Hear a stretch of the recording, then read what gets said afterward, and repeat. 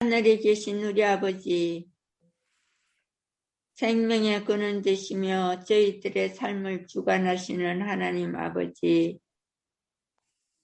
어젯밤에도 저희들을 아버지의 풍성한 은혜 안에서 하루의 피로를 풀 수 있도록 수면을 취하게 하여 주시고, 이 아침에 건강한 모습으로 소망 가운데 눈뜨게 하여 주심에 주님께 감사와 영광을 올려드립니다.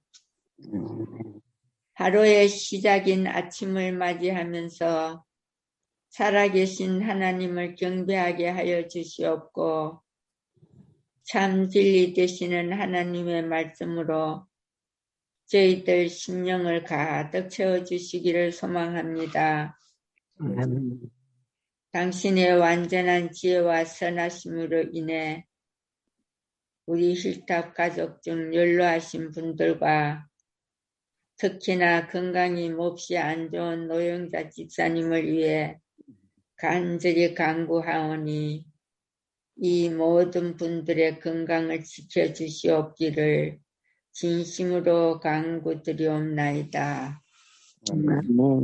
오늘 아침 주의 종 목사님의 입술을 통하여 선포되는 주님의 거룩한 말씀에 의지하여 온 성도들이 살아계신 하나님을 뜻을 깨달아 알고 그 말씀에 힘입어 주님의 뜻을 각자의 삶 속에서 이루면서 살도록 능력 위에 능력으로 함께하여 주시옵소서. 이 시간 각자의 삶의 자리에서 온라인으로 예배하는 성도가 그리스도 안에서 하나가 되어서 살아계신 주님 앞에 영광을 돌려드리는 복된 은혜의 하루가 되기를 간절히 소망하며 죄 많은 저희들을 구원해 주시고 또 지금 이 순간에도 저희들의 죄를 위하여 중보하고 계시는 너무나 고맙고 고마우신 우리 주 예수님의 거룩하고 아름다운 그 이름으로 감사 기도드리옵나이다. 아멘. 아멘. 네, 감사합니다. 이제 김양숙 집사님께서 히브리서 9장 23절로 28절에 있는 말씀을 봉독해 주시겠습니다. 그러므로 하늘에 있는 것들의 모형은 이런 것들로서 정결하게 할 필요가 있었으나 하늘에 있는 그것들은 이런 것들보다 더 좋은 제물로 할지니라. 그리스도께서는 참 것의 그림자인 손으로 만든 성소에 들어가지 아니하시고 바로 그 하늘에 들어가사 이제 우리를 위하여 하나님 앞에 나타나시고 대제사장이 해마다 다른 것의 피로써 성소에 들어가는 것 같이 자주 자기를 드리려고 아니하실지니 그리하면 그가 세상을 창조한 때부터 자주 고난을 받았어야 할 것이로되 이제 자기를 단번에 제물로 드린 죄를 없이 하시려고 세상 끝에 나타나셨느니라. 한 번 죽는 것은 사람에게 정해진 것이요 그 후에는 심판이 있으리니 이와 같이 그리스도도 많은 사람의 죄를 담당하시려고 단번에 들이신 바 되셨고 구원에 이르게 하기 위하여 죄와 상관없이 자기를 바라는 자들에게 두 번째 나타나시리라. 아멘. 아멘. 감사합니다.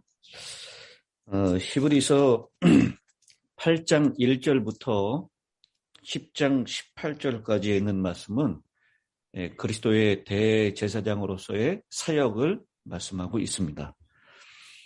그리스도의 위대하심에 대하여 선지자보다 낫고 모세보다 낫고 아론보다 낫고 그리고 그분은 아론의 계통의 반차를 따른 것이 아니라 멜기세덱의 반차를 따라서 대제사장이 되셨다라고 하는 설명이 7장까지의 설명이었다면 8장 1절부터 10장 18절까지는 그 대제사장으로서 어떤 역할을 하고 있는지 그분의 사역에 대해서 말씀을 하고 있습니다. 그래서 우리는 히브리서를 통하여 예수님께서 지금 부활 승천하시고 난 다음에 하늘에서 어디에서 무엇을 하시는지 보다 더 구체적으로 알 수 있게 되었고, 그리고 히브리서만큼 갈바리의 십자가, 그 십자가에 흘리신 피를 드높인 책은, 구체적으로 드높인 책은 없다라고 하는 말씀을 드렸습니다. 우리 나지안주스의 그레고리우스 예수라고 하는 곳에 이렇게 표현하고 있습니다. 예수님은 굶주리심으로 공생애를 시작하셨으나 그분은 오히려 생명의 떡이 되셨다. 그분은 목마르심으로 지상봉사를 마치셨으나 오히려 생수의 강이 되셨다. 그분은 피곤하셨으나 오히려 우리의 쉼이 되셨다. 그분은 세금을 바치셨으나 오히려 만왕의 왕이시다. 예수님은 귀신 들렸다고 비난을 받으셨으나 오히려 귀신을 쫓아내셨다. 예수님은 우셨으나 오히려 우리의 눈물을 씻어주신다. 예수님은 은 30에 팔리셨으나 오히려 세상을 구속하셨다. 예수님은 어린 양으로 도살장에 끌려가셨으나 그분은 오히려 선한 목자가 되신다. 예수님은 죽으셨으나 오히려 당신의 죽음으로 죽음의 권세를 멸하셨다. 여러분, 아멘. 예수님께서 죽음으로 죽음의 권세를 멸하셨습니다. 이것이 히브리서에 표현되어 있죠? 혹시 기억하십니까? 히브리서 몇 장 몇 절인지? 제가 이 말씀이 오늘 아침에 딱 떠올라서요. 이게 몇 장 몇 절에 있었는지 한참 헤매다가 찾았어요. 여러분들도 이 히브리서를 공부했는데 지나간 것들은 쉽게 잊으시라고 그렇게 생각되는데요. 히브리서 2장 14절에 있는 말씀입니다. 자녀들은 혈과 육에 속하였음에 그도 또한 같은 모양으로 혈과 육을 함께 지니시곤 죽음을 통하여 죽음의 세력을 잡은 자 곧 마귀를 멸하시며 또 죽기를 무서워함으로 한평생 매여 종노릇하는 모든 자들을 놓아주려 하심이라. 히브리서에는 피라고 하는 헬라어 단어가 21번 등장합니다. 제가 한국말로 된 피를 찾아보니까 22번 정도 되는 것 같아요. 피. 근데 가장 이 피라고 하는 단어가 집중적으로 나오는 장이 있어요. 그게 몇 장인지 아십니까? 9장. 예. 9장이? 9장. 9장에 피라고 하는 단어가 참 많이 나옵니다. 근데 여기서 피를 이렇게 대조해 놓고 있죠. 짐승의 피와 예수님의 피, 이것을 대조해 놓고 있습니다. 예. 그런데 이 짐승의 피는 그 효력이 한정적이었고 한시적이었지만 예수님의 피는 그 효력이 제한이 없고 그 다음에 영원한 것이다 라고 하는 것을 그동안 말씀드렸습니다. 오늘 이 9장 23절부터 28절 가운데는 조금 어려운 구절이 좀 나옵니다. 먼저 9장 23절에 있는 말씀입니다. 그러므로 하늘에 있는 것들의 모형은 그랬습니다. 하늘에 있는 것들의 모형은 무엇이죠? 성소. 예, 이 지상에 있는 성소입니다. 이 지상 성소를 가리켜서 하늘에 있는 모형과 그림자다라는 표현 우리가 배웠습니다. 그래서 하늘에 있는 것의 모형, 곧 지상 성소에 있는 것들은 정결하게 할 필요가 있었다 그랬어요. 피로써 정결하게 되는 것이죠. 그런데 좀 어려운 말씀입니다. 하늘에 있는 그것들은 이런 것들보다 더 좋은 제물로 할지니라. 이 지상성소가 정결하게 된다는 것에 대해서는 이 지상성소가 더럽혀졌기 때문에 해마다 성소 정결이라고 하는 일, 대속죄일에 일어난 일을 통해서 정결하게 될 필요가 있다. 그런데 하늘에 있는 것들도 정결하게 돼야 된다. 이 부분에 대해서 사람들은 여러 가지 논란을 가지고 그동안 갑론을박했던 것이 사실입니다. 하늘 성소가 정결할 필요가 있다니. 그래서 어떤 주석자들은 하늘에 있는 것들, 이것은 히브리 9장 9절과 14절에 나오는 양심이라고 하는 단어하고 동일한 것이다 라고 해석을 했습니다. 또 이 9장 23절에 하늘에 있는 것들이 정결하게 된다라고 하는 것은 이 예수님께서 대제사장으로 취임한다라고 하는 것으로 그렇게 의미하는 것이라고 논쟁을 벌여왔습니다. 그러나 그리스도의 사역을 말씀하고 있는 8장 1절부터 10장 18절까지 있는 이 말씀을 통해서 볼 때 이것은 전혀 맞지 않는 것이다라는 것을 알게 됩니다. 문자 그대로 지상 성소가 정결하게 되는 것처럼 하늘 성소도 정결하게 될 필요가 있다라고 하는 것입니다. 우리가 이 말씀을 이해하는데 어려움이 없는 이유는 다니엘 8장 14절에 있는 말씀을 우리가 잘 알고 있기 때문입니다. 2300주야까지니 그때 성소가 정결하게 함을 입으리라. 이게 1844년에 예수님의 지성소 봉사를 통해서 시작됐다라는 것을 잘 알고 있죠. 그래서 하늘 성소지의 정결의 의미를 우리 재림교인들만큼 정확하게 잘 알고 있는 백성은 없다라고 생각을 합니다. 그만큼 이 말씀에 더 친숙해 있다라고 생각을 하고 있습니다. 그렇기 때문에 하늘 성소가 정결하게 된다라고 하는 것, 하늘도 죄로 인해서 부정하게 됐을까? 우리는 그 의미를 분명하게 알고 있는데 매일 드리는 이 성소의 봉사와 해마다 드리는 대속죄일의 봉사는 분명히 차이가 있었습니다. 죄 용서함에 대한 것은 같은 것이지만 정결이라고 하는 의미에 있어서는 차이가 있었다는 것이죠. 이 정결은 죄가 기록되어 있는 모든 것들이 다 도말되는, 없어지는 것을 포함하고 죄 자체가 완전히 사라지는 것을 의미합니다.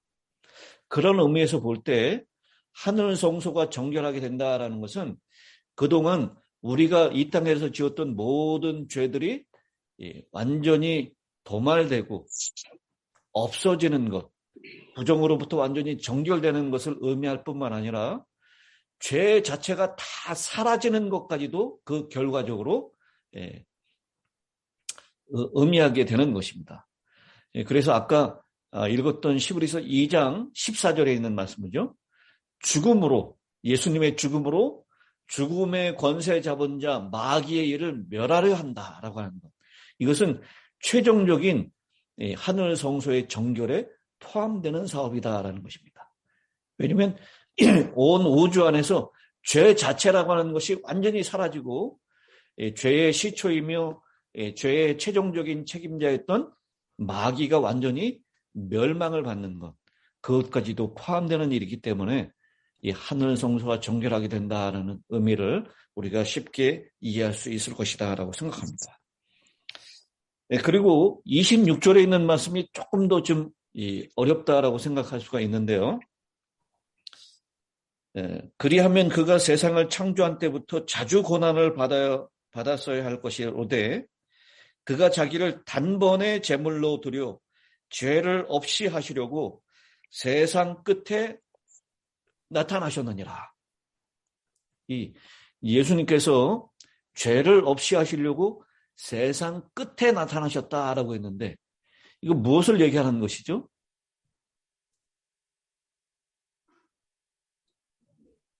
예수님의 재림을 얘기하시는 건가요? 아니, 재림은 그게 아니고 28절에 나오죠. 그건 죄와 상관없이 자기를 바라는 자들에게 두 번째 나타나시리라. 이게 재림입니다. 그러면 이 26절에 죄를 없이 하시려고 세상 끝에 나타나셨다. 이건 뭘 얘기하는 것일까요? 이건 예수님의 초림을 얘기하는 거예요. 초림. 근데 초림을 얘기하면서 세상 끝이다라고 얘기하고 있어요. 여러분, 예수님께서 이 땅에 오신 것이 세상 끝입니까? 물론 재림은 세상 끝에 오시는 거죠. 근데 초림도 세상 끝이라고 얘기하고 있어요. 우리가 어떻게 이해해야 될 것인가?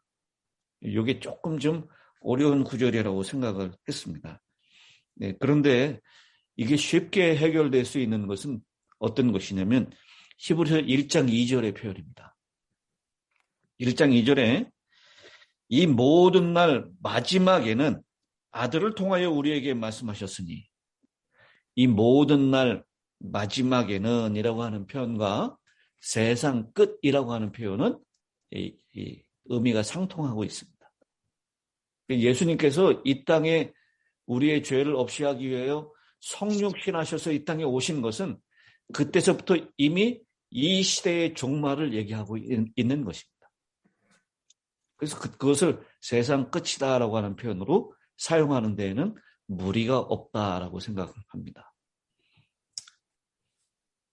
그런데 이 예수님께서 자기의 피를 가지고 어디에 가셨다고요? 24절에 보면 그리스도께서는 참것의 그림자인 손으로 만든 성소에 들어가지 아니하시고 바로 그 하늘에 들어가사 이제 우리를 위하여 하나님 앞에 나타나시고 라고 했습니다.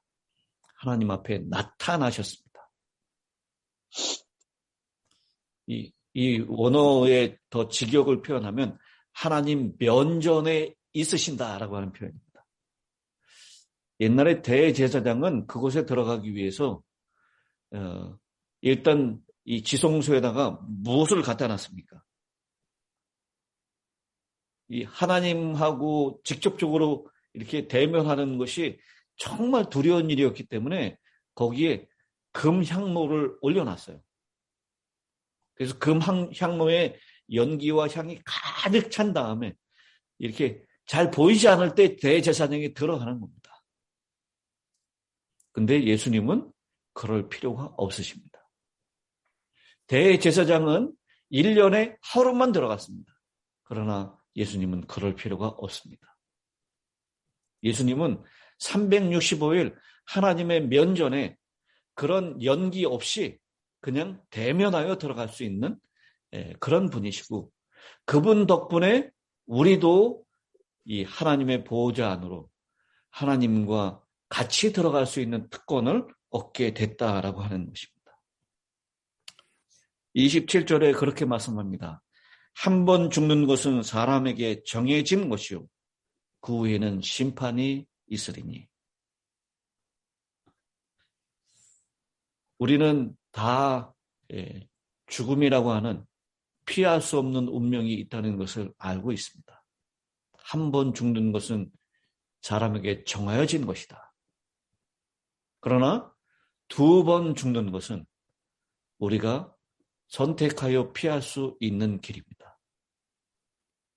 우리 여기 계시는 성도님들 모두가 하나님께서 우리 대신에 피 흘려 돌아가심으로 2번째 죽음, 사망에서 면제받았습니다. 그것을 우리의 것으로 선택하는 사람은 이제는 2번 죽는 사망에서 완전히 자유함을 얻을 수가 있게 되는 것입니다. 그 일을 위하여 우리가 하나님의 은혜의 보좌 앞으로 나아갈 수 있는 길이 열려진 것입니다. 제가 공부하는 범위는 아니지만 10장 11절에 보면요, 이 하늘 성소의 이 지상 성소의 제사장은 이렇게 얘기하고 있어요. 제사장마다 매일 서서 섬기며 자주 같은 제사를 드리되 이 제사는 언제나 죄를 없게 하지 못하였다. 여기 제사장이 어떻게 섬긴다고 얘기하고 있어요? 매일 서서 서서 섬긴다라고 얘기하고 있어요. 이 사역이 완성이 되질 않는다는 겁니다. 매일 서서 섬겨야 돼요. 그런데 12절에 있는 말씀을 보십시오. 완전히 대조하고 있죠. 10장 12절. 오직 그리스도는 죄를 위하여 한 번에 영원한 제사를 드리시고 하나님 우편에 어떻게 하셨다? 앉으셨다. 앉았다는 것은 일을 끝냈다는 것입니다. 지상 제사장은 매일 서서 봉사했어야 돼요. 같은 것을 계속 반복했어야 합니다. 그러나 예수님은 단 한 번의 영원한 제사를 드리심으로 제사를 끝내시고 보좌에 앉으셨습니다. 일을 끝냈다라고 하는 것입니다. 이제 주님께서 일을 끝내셨으니 우리의 죄 문제도 이미 끝장났다는 것을 여러분 꼭 기억하시면 좋겠습니다. 그리고 최종적으로 주님이 죽으심으로 죽음의 권세를 잡은 자, 마귀의 일을 멸하기 위하여 그 일을 이루어 놓으실 것입니다. 그리고 죽기를 무서워함으로 한평생 매여서 종노릇하는 모든 자들을 놓아 주셨습니다. 그것이 주님의 죽음으로 이루어진 일입니다. 이제는 우리가 마귀의 노예로 사는 것이 아니라 그리스도 안에서 완전히 해방받은 자로 그리스도 안에서 이 로마서 8장 1절이죠. 한번 찾아보겠습니다. 로마서 8장 1절.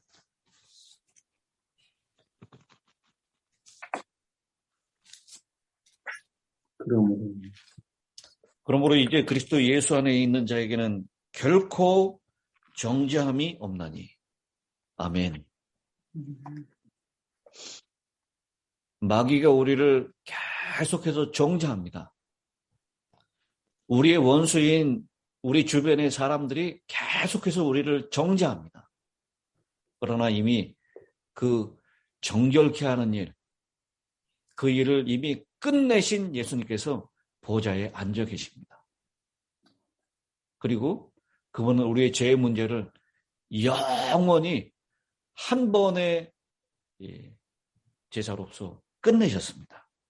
그래서 그리스도 예수 안에 있는 자에게는 결코 정죄함이 없나니라고 하는 놀라운 선언을 우리에게 주셨습니다. 이는 그리스도 예수 안에 있는 생명의 성령의 법이 죄와 사망의 법에서 너를 해방하였습니다. 이 주님께서 우리를 위하여 해방하셨습니다. 이 놀라운 하나님의 은혜, 이 은혜의 감격함으로 다시는 죄를 범치 않을 뿐만 아니라 우리에게 마지막에 심판이 있다는 것.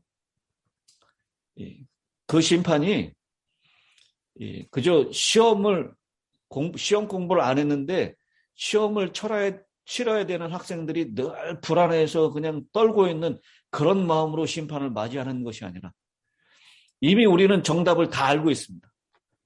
예수님께서 이미 그것을 다 이뤄놓으셨습니다. 그래서 아무리 우리의 죄를 생각나게 하고 우리를 계속 정죄하는 마귀가 우리를 고소한다 할지라도 주님께서 이미 이뤄놓으셨으니 결코 정죄함이 없다라고 하는 이 답안지를 가지고 있으므로 심판을 두려워하면서 맞이하는 것이 아니라 여러분 그런 적 있습니까? 저는 운전면허 시험을 볼 때 한국에서 그런 경험이 있었어요. 운전면허 시험 볼 때 여러분 거기는 문제은행이잖아요. 미국에서도 마찬가지죠. 이 전화번호부에 있는 그 운전면허 문제집 여러분 한 번씩 다 보셨습니까 혹시? 이 전화번호부에 있는 문제집을 다 공부하고 가면 운전면허 시험 보러 갈 때 내가 이 떨어지면 어떡하나 이게 걱정하면서 갑니까? 아니면 가서 합격하는 것은 따놓은 당상이다 생각하면서 가십니까? 이러면 어떡하나. 문제를 받아보면 내가 봤던 문제하고 똑같아요. 그래서 운전면허 시험 볼 때 요령은 무엇이냐면 다른 거 읽을 필요가 없어요. 문제 읽고 정답만 보면 됩니다. 다른 1번, 2번, 3번 필요 없어요. 4번이 정답이면 4번만 보면 돼요. 문제 읽고 답 읽고 문제 읽고 답 읽고 그렇게 딱 2번만 읽고 가서 보면 문제지를 보면 문제가 보이고 답이 딱 보여요. 주님께서 우리에게 이미 답을 다 마련해 놓으셨고 정답을 보여주셨기 때문에 우리에게 있는 것이 심판이다 할지라도 그 심판을 두렵고 또 불편한 마음으로 맞이할 필요가 없다는 것입니다. 심판은 우리에게 기쁜 소식일 수 있다는 거예요.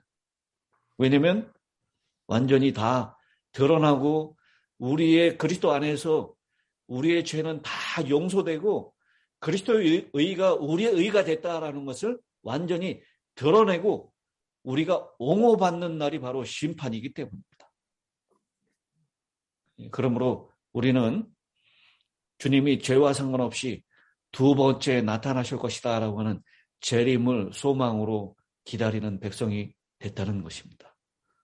오늘 우리가 이런 대제사장이 우리에게 있다는 것, 그리고 그분이 죄와 상관없이 다시 이 땅에 나타나실 것이다라는 것, 그것을 소망으로 기다리는 재림 성도가 된 것을 하나님 앞에 감사하실 수 있게 되기를 바랍니다.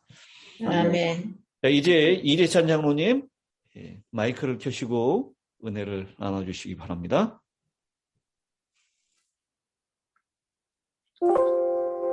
됐습니까? 됩니다.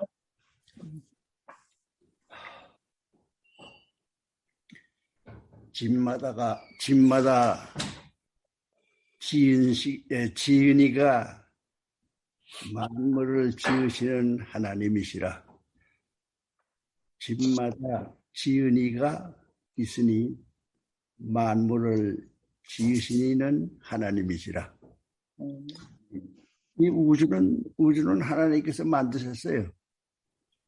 하나님께서 만들지 않았는데 저절로 있을 수가 없어요.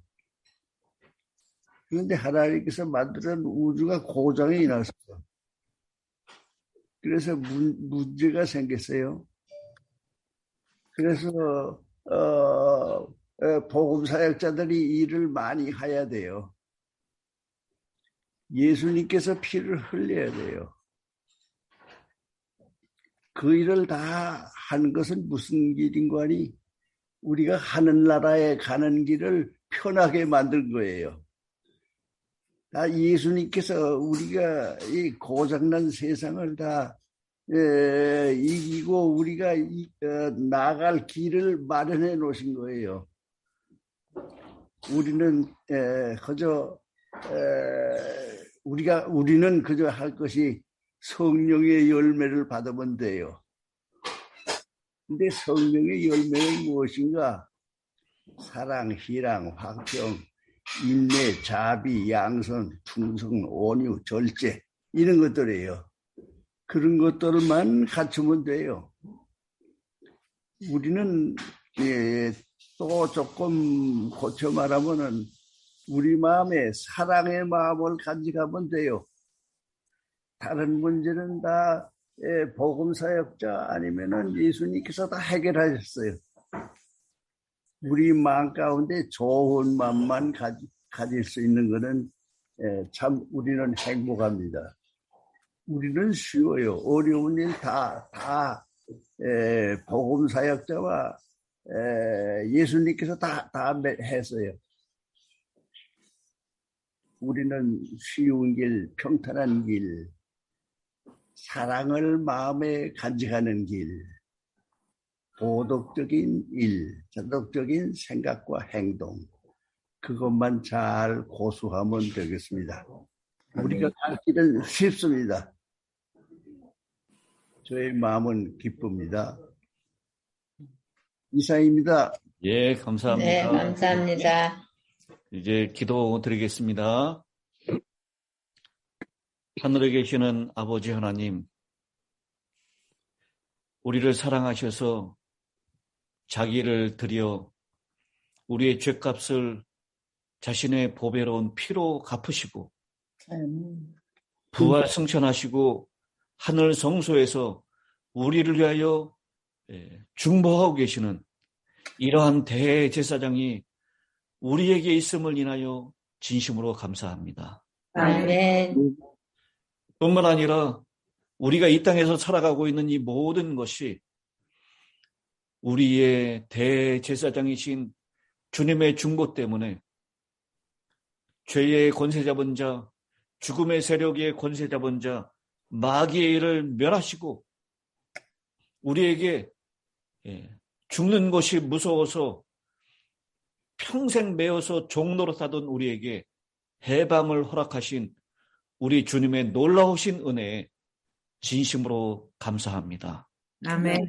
이제는 우리가 그리스도 예수 안에 있는 자에게는 결코 정죄함이 없다라고 하는 이 놀라운 해방령을 가지고 있는 백성이오니 주여 주님 안에서 생명과 성령의 법을 따라서 온전히 자유함을 누리며 승리할 수 있도록 은혜를 베풀어 주시옵소서. 네. 오늘 우리의 삶이 이 세상의 것이 전부가 아님을 분명히 기억하게 하시고 하늘에 성소가 있음을 깨닫고 영원에 잇대어 오늘을 살아갈 수 있도록 우리와 함께하여 주시옵소서. 오늘 뜻대로 행하도록 힘과 능력을 주시고 하늘 지성소에서 우리를 위하여 봉사하시는 그리스도를 우리의 시선 가운데 놓치지 않는 하루가 되게 하여 주시옵소서. 아멘. 이러한 대제사장이 있음을 깊이 생각하며 오늘 하루도 살아갈 수 있도록 우리와 우리의 자녀들을 주님 오늘 인도하시고 축복하여 주시옵소서. 아멘. 오늘은 특별히 안식일을 예비하는 날입니다. 주님의 은혜 가운데 이 안식일을 잘 예비하여 주님 마련하신 거룩한 시간에 합당한 자로 설 수 있도록 도와주시고 태초부터 주셨던 놀라운 복을 충만히 누리게 하여 주시옵소서. 예수님의 귀하신 이름으로 기도드리옵나이다. 아멘.